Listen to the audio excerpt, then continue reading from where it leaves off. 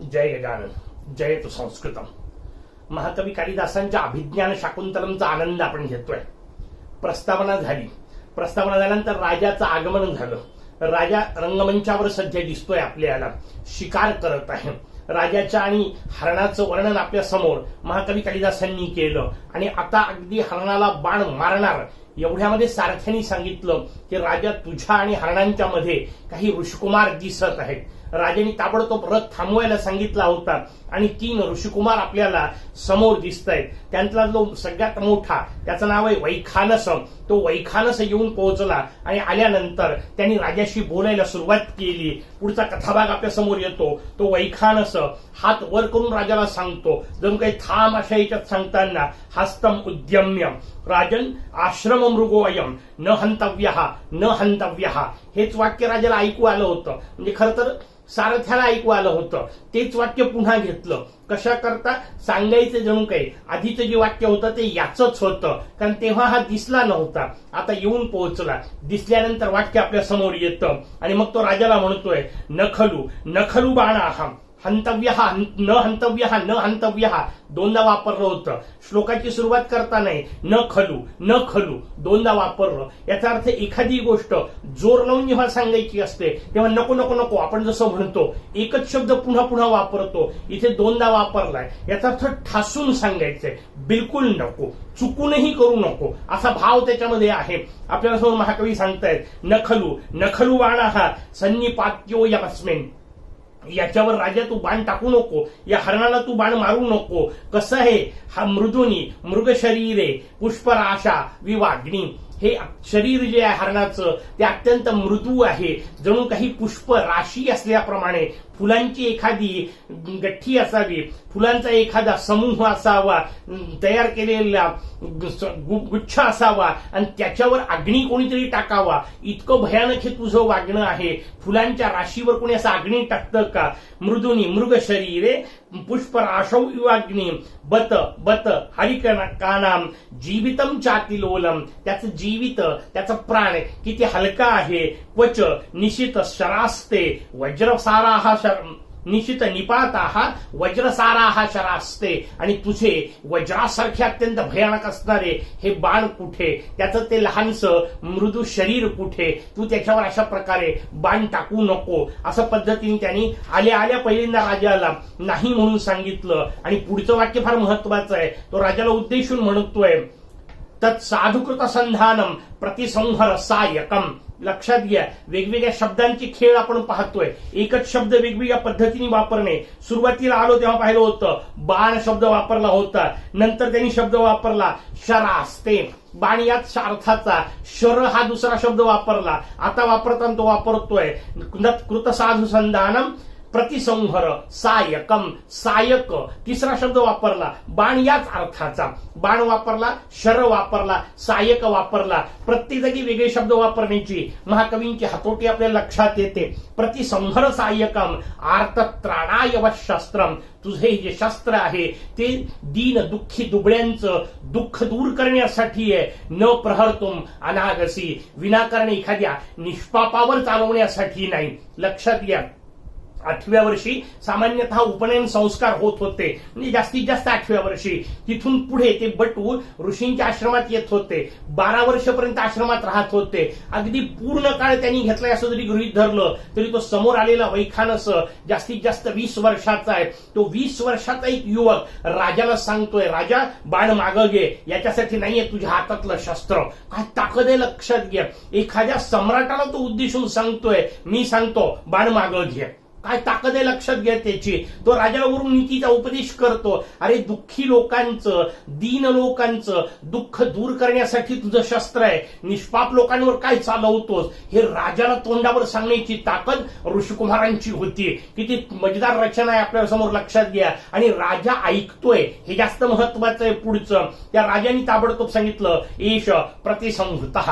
हा मी बाण परत घेतलेला आहे. लक्षात घ्या, आजच्या काळात ही घटना घडली असती तर काय परिस्थिती राहिली असती. बसले बसले विचार करा, आपण प्रगत झालोय का याचा विचार करा, आपला विकास होतोय का याचा विचार करा. सम्राटाला सांगितलं त्याने, असं असं वाघ. एक लहानसा मुलगा सांगतोय. आपल्या सध्याच्या काळात झालं असतं तर या मुलाला कुठं काय केलं असतं पत्ताही आपल्याला लागणार नाही. लक्षात घ्या. राजा मात्र मान्य करतोय. का? कारण ते ऋषिकुमार अभ्यास करणारे आहेत, ते ऋषिकुमार तपस्या करणारे आहेत, आणि त्या तपस्येची ताकद राजाला माहितीये, त्या तपस्येची योग्यता माहितीये, त्यांच्या अभ्यासाचा असलेला उपयोग माहितीये, आणि म्हणून राजा त्यांना आदर देतोय. एका लहानशा 20 वर्षाच्या मुलाला सुद्धा राजाने दिलेला आदर अभ्यासण्यासारखा आहे. राजाच्या चारित्र्याचा विचार जेव्हा आपण करतो, राजाच्या चरित्राचे एक एक पैलू समजून घेतो, तेव्हा हा पैलू आपल्याला समजला पाहिजे की नीतिशास्त्राला, अध्ययनाला राजाने दिलेलं महत्व या घटनेतून आपल्या समोर येतं. त्यांनी ताबडतोब खाली घेतला बाण.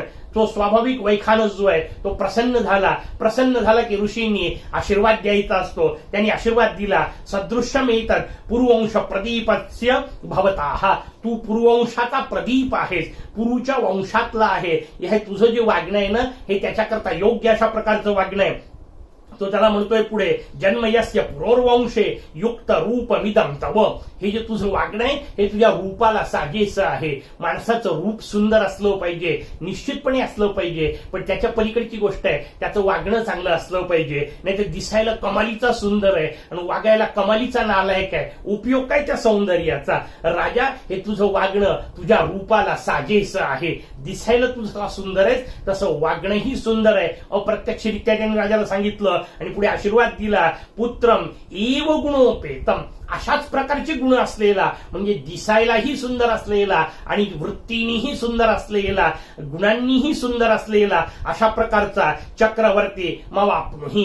तुला चक्रवर्ती अशा प्रकारचा, सम्राट अशा प्रकारचा पुत्र प्राप्त हो, असा त्याने आशीर्वाद दिला. उरलेले ते दोघ जण जे आहेत त्याच्यासोबतचे, ते दोघे जण हात वर करतात. बाहुम उद्यम्य, हात वर करून दोन्ही आशीर्वाद देतात. सर्वथा चक्रवर्तीनम पुत्रम आपनुहि. तुला कायम चक्रवर्तीस पुत्र तुला प्राप्त होवो. सर्वथा योग्य पद्धतीने तुला हा प्राप्त हो, अशा अर्थाने राजाला आशीर्वाद त्या दोघांनी दिला. राजांनी मान झुकवून त्या ऋषिकुमारांचा आशीर्वाद स्वीकारला. राजा सप्रणामम, नमस्कार करतो त्यांना. प्रतिगृह्यताम, दोन्ही अर्थ आहेत त्याच्यात. एक मी आपल्याला सांगितलं त्या पद्धतीने आश्रमीय तपस्वी जीवनाला दिलेला आदर आहे.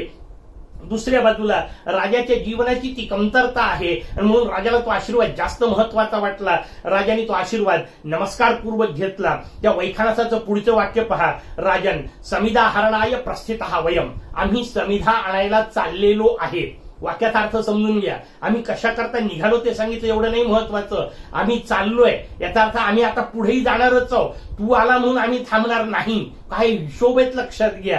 काय किती निस्पृह जीवन आहे. आजच्या काळात जर समजा एखाद्या शिक्षण संस्थेत अगदी मंत्री जरी एखादे येणार असतील तर सगळे बाकीचे कामं बंद केल्या जातात आणि त्या सगळ्या मुलांना जबरदस्ती तासन तास बसवून ठेवल्या जातं. पाणी प्यायला उठू दिल्या जात नाही. अशी जी अवस्था आहे त्या अवस्थेच्या पार्श्वभूमीवर समजून घ्या. म्हणजे आपल्याला लक्षात येईल कशा पद्धतीची जीवनसरणी होती, कशा पद्धतीचं आचरण या लोकांचं होतं. ते म्हणतात आम्ही समिधा आणायला चाललोय, तू आला म्हणून काय आम्ही परत येणार नाही, आम्ही आमचे कामं बदलवणार नाही. भाव त्याच्यामध्ये एष खलु कण्वस्य कुलपते हे अनुमालिनी तीरे आश्रमो दृश्यते. समोरच मालिनी नावाची नदी आहे. त्या मालिनी नदीच्या तीरावर असणारा कुलपती अशा प्रकारच्या कण्वांचा आश्रम आहे. ज्या आश्रमामध्ये किमान 10,000 विद्यार्थी शिकत असत त्यांना कुलपती म्हणण्याची त्या काळची पद्धत होती. तशा पद्धतीने कुलपतींचा आश्रम आहे. तू जाऊन तिथे कर. समोर आश्रम तुला दिसतोय. न चेत अन्य कार्याती पाहता. किती स्वच्छ आहे त्याची भूमिका पहा. जर बाकीचे काही कामं नसतील तर उगीच आपला आलाच आहे तर जाऊन ये, बिलकुल आम्ही म्हणत नाही. ये असंही म्हणत नाही. जर बाकीचे काही कामं नसतील तर, जर न चेत अन्य कार्याती पाहता प्रविश्य प्रतिगृह्यताम अतिथेय सत्कारः. जर बाकीचे काही कामं नसतील तर आश्रमात जा. अतिथीचा सत्कार आश्रमात जो केला जातो त्या सत्काराचा स्वीकार कर. जर काही कामं नसतील तर, हे वाक्य फार महत्वाचं आहे. अपिच, दुसरं असं की कशा करता जा ते सांगताना सांगितलंय. तुलाही काहीतरी फायदा झाला पाहिजे. नुसता अतिथी सत्कार नाही. आश्रमात गेल्यानंतर काय होईल, एक सुंदर रचना, राजाच्या कामाची आणखीन एक रचना. राजनीती तिची एक भूमिका आपल्यासमोर महाकवी कालिदास सांगतायत. रम्या तपोवन धनानाम प्रतिहत विघ्ना क्रिया समवलोक्य. रम्य अशा प्रकारचे हे जे तपोधन आहेत, तपोवनात राहून तपस्या करणारे हे जे तपोधनानाम, तप हेच ज्यांचं धन आहे, त्या प्रतिहत विघ्ना, त्यांच्या सगळ्या विघ्न विरहित असलेल्या क्रिया पाहून, त्यांच्या क्रियेत कुठलंही विघ्न येत नाही असं पाहून, क्रिया हा समवलोक्य, अशा क्रिया जेव्हा तू पाहशील ना, ज्ञास्यसी, तुला जाणीव होईल. कशाशी? कियत भुजो मे, तुझा जो हात आहे, मे शब्द राजाकरता वापरलेला असल्यामुळे त्यांनी मे म्हटलं, नाही तर इतर वेळात ते आलं असतं, तुझा हात म्हटलं असतं, पण तुला समजेल की माझा हात किती चांगला आहे अशा अर्थाने शब्द असल्यामुळे, आणि मग तुझ्या या हातामध्ये किती ताकद आहे. आणि ती ताकद सांगताना पुढे एक सुंदर शब्द वापरला, मौर्वी किनांकहा इति. ही जी तुझा मौर्वी किनांक असलेला कसं असायचं, धनुष्य असं हातात घेतल्या जायचं, त्याला बाण लावायचा, दोरी पूर्ण कानापर्यंत ओढायची, जोरात सोडली जायची, ती बाण तर निघून जायचा, सोडली दोरी इथं आपटायची, आणि इथं आपटली अशी सारखी दोरी की इथे एक डाग तयार व्हायचा. धनुर्धारी लोकांच्या हातावर इथे त्याला लावलेला असायचं आवरण वगैरे, पण तरीही तो डाग तयार व्हायचा. तो जो डाग असायचा त्याला मौर्वी किनांक असं म्हटल्या जायचे. हा डाग चांगला वाटायचा. कुछ डाग अच्छे होते हे जे असते ना, त्या अर्थाने. कोणत्या अर्थाने? कारण चांगला धनुर्धारी असल्याचं ते लक्षण आहे. चांगल्या कामाकरता धनुष्य वापरत असल्यामुळे त्या धनुष्याचे दोरीचे फटके बसून बसून तो जो डाग तयार झालेला आहे, तो डाग असलेला तुझा हात किती चांगला आहे हे तुला कळेल. किती सुंदर भूमिका आपल्या समोर वापरली. त्या मौर्वी किनांकाचं वर्णन केलं. राजा म्हणतोय, आपी सन्निहिता हा अत्र कुलपती. जर समोर आश्रम आहे आणि कण्वांचा आश्रम आहे असं सांगितलं तर राजाचा स्वाभाविक प्रश्न आहे, महर्षी आश्रमात आहेत का? तो वैखानस सांगतोय, इदानीमेव दुहितरम शकुंतलाम अतिथी सत्काराय नियुज्य दैवम अस्याहा प्रतिकूलम शमयितुम सोमतीर्थम गता. किती कमीत कमी शब्दात तो किती मुद्दे सांगतोय लक्षात घ्या. इदानीम एव, एवढ्यातच. दुहितरम, त्यांची मुलगी, म्हणजे पहिल्यांदा एवढ्यातच गेलेत हे सांगितलं. मुलीला अतिथी सत्कार करता नाव ठेवलंय हे सांगितलं. शकुंतला तिचं नाव आहे हे सांगितलं. शकुंतला अतिथी सत्कार नियुज्य दैवम अस्याहा प्रतिकूलम, तिचं दैव काहीतरी प्रतिकूल आहे हेही सांगितलं. त्याच्या शमनाकरता गेलेले हेही सांगितलं. सोमतीर्थाला गेलेले हेही सांगितलं. एकाच वाक्यात त्यांनी 5-6 गोष्टी सांगितल्या. एवढ्यातच गेलेत. शकुंतला त्यांची मुलगी आहे, तिला अतिथी करायला ठेवलेलं आहे, तिचं दैव प्रतिकूल आहे. त्या दैवावर, प्रतिकूल दैवावर उपशमन करण्यासाठी, त्या दैवाचं आणि त्याच्यावर उपाय करण्यासाठी ते सोमतीर्थाला गेलेले आहेत. सगळी माहिती एकाच वाक्यात त्यांनी सांगितली. शब्दांची रचना समजून घ्यायची, कमीत कमी बोलत जास्तीत जास्त अर्थ सांगण्याची जी भूमिका आहे महाकवी त्यांची वापरतात आपल्या समोर. राजा म्हणतोय, भवतु तामेव द्रक्ष्यामी. ठीक आहे, मी तिलाच भेटेल. सा खलु विदित भक्तिम माम महर्षये कथयिष्यति. माझी भक्ती तिला समजेल. मला ऋषींबद्दल असलेला माझ्या मनातला जो आदर आहे, आदराच्या पुढचा शब्द वापरला भक्ती.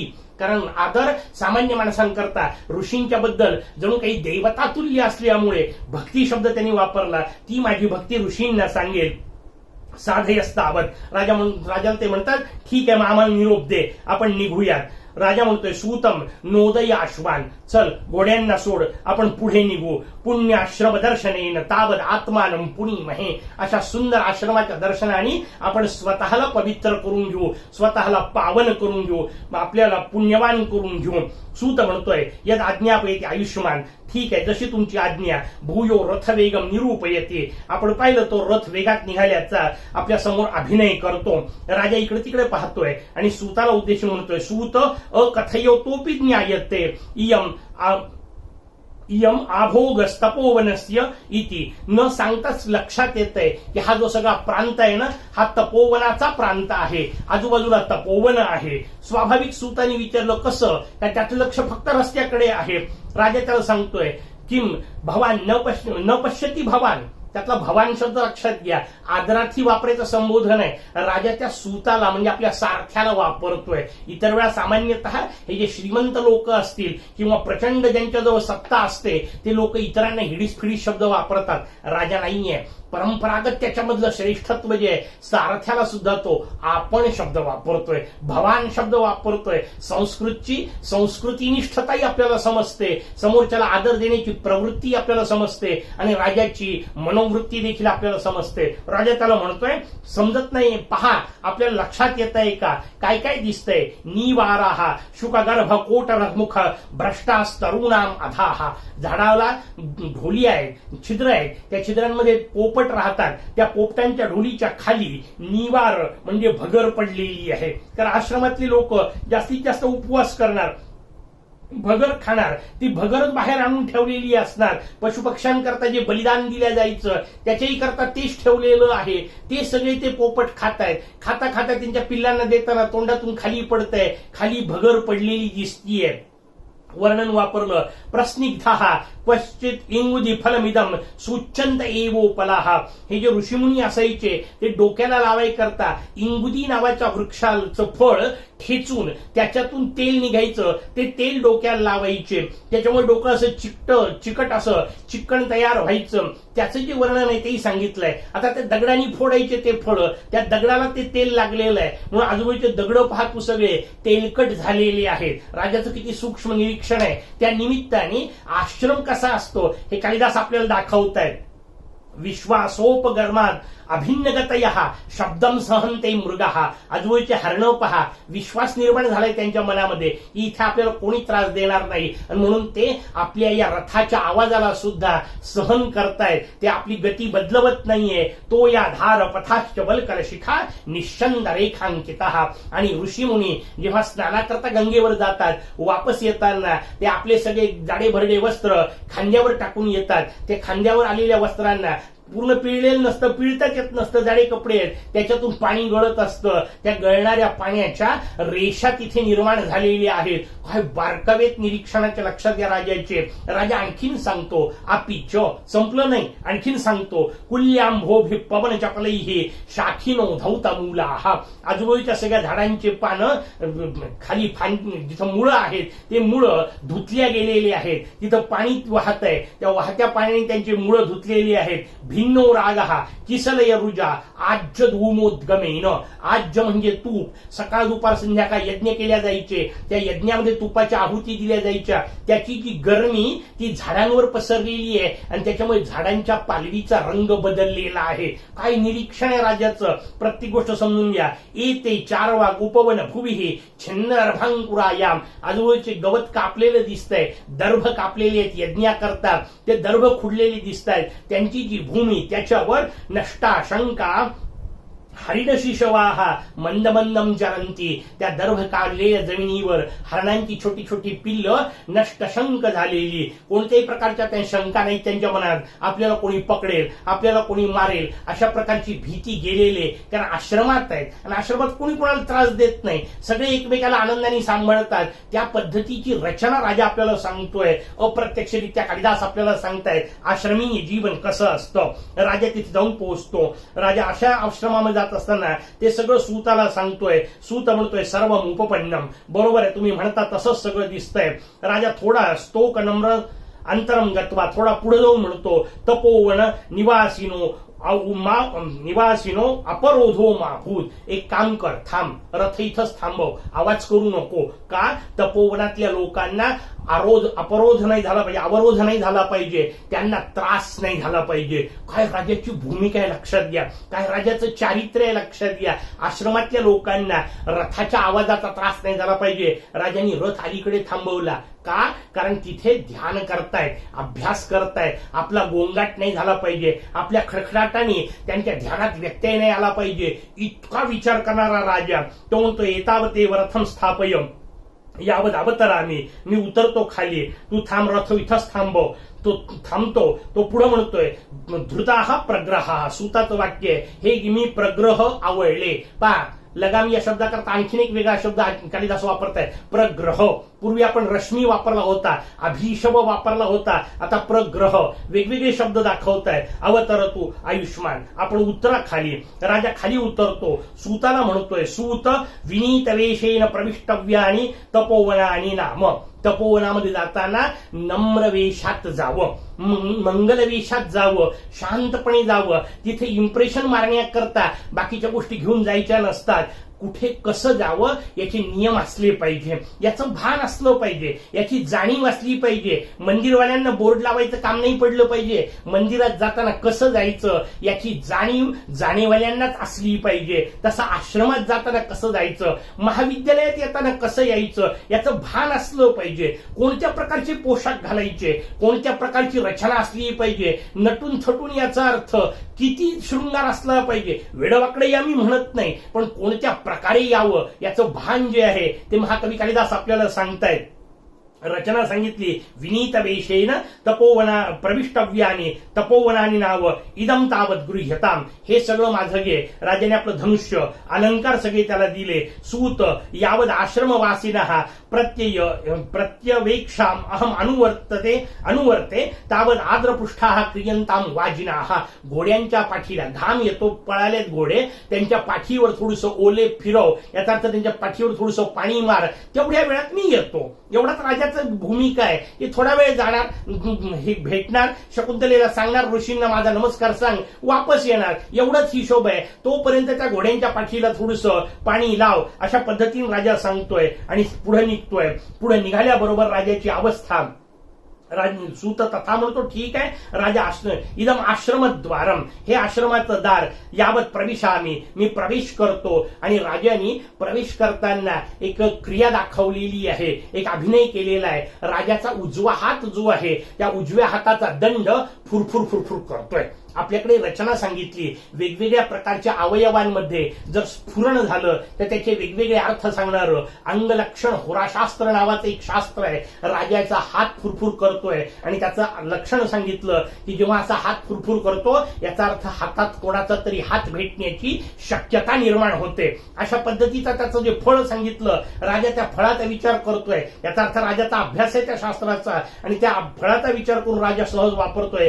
शांतमिदम आश्रम पदम, आश्रम आहे हा, शांत लोकांची जागा आहे. इथं कुठले मिळणार आहे, स्फुरतीचं बाहू, माझं बाहू फुरफुर करत आहे, कुतः फलम इह अस्य, त्याचं फळ इथं कुठं मिळणार. पण राजाच्या डोक्यात अचानक वाक्य येतं. राजा म्हणतोय, कालिदास त्या निमित्ताने आपल्याला सांगतायत, अथवा भवितव्यानाम द्वाराणि भवन्ति सर्वत्र, किंवा काय सांगता येतं, नशिबाचं दार कोणाचं कुठं उघडेल सांगता येत नाही, कदाचित आश्रमातच काही मिळेल. अशा राजाच्या प्रवेशाबरोबरच हा विचार सांगितला. याचा अर्थ राजाला आश्रमात आता काय भेटणार याची जाणीव आपल्याला झाली, याचा विचार आपल्या डोक्यात आला. आणि तेवढ्यात मागे नेपथ्यात काही आवाज आले. स्वाभाविक कोणीतरी आहे, कोण आहे पुढच्या भागात. तोपर्यंत जयतु संस्कृतम.